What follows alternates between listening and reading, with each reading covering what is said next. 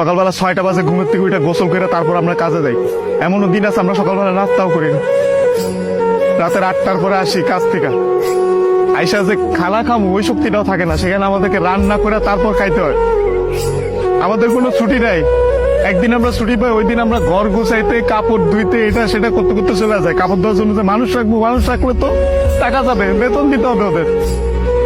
ওই টাকাটা বাসায় আপনাদেরকে পাঠাই, তারপর ওইটা দিয়ে আপনারা ফুটা নিবেন। আর এই যে ইস্ত্রি করা, এই যে ভাজ আলা কাপড় বেড়া ঘুরেন, আর এই যে কাপড়, আমরা কাপড় পরতে পারি না ওইখানে। এই যে এখানে দেখেন না ভালো ভালো কাপড় পরে ঘুরতেছি, এটা খালি আব্বা আম্মা আত্মীয় স্বজন দেখে ভাবে যে পোলা অনেক সুখে আছে।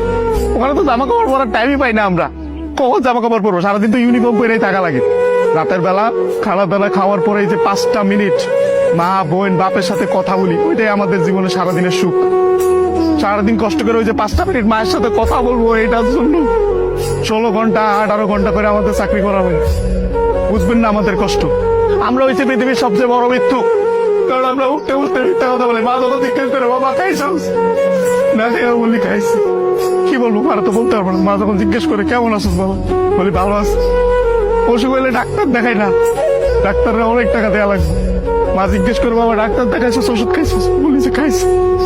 কিছু বলার নাই তো, মিথ্যা বলো ছাড়া কোনো